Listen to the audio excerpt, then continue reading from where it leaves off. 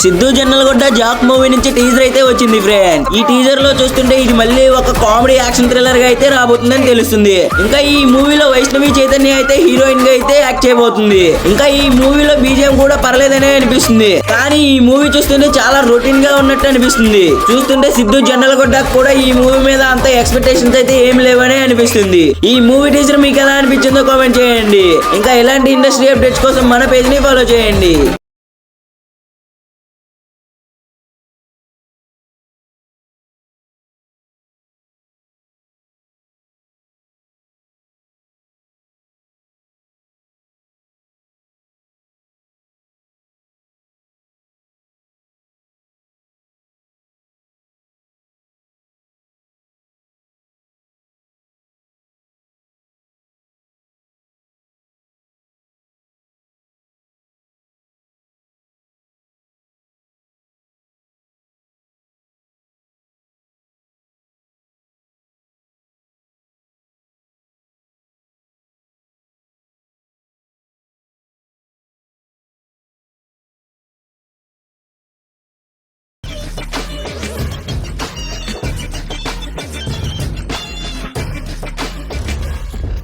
నువ్వు నిజంగానే ఊరేసేసుకున్నా కూడా నేనేమవుదాం అనుకుంటున్నానో జీవితంలో నువ్వు తెలుసుకోలేవు.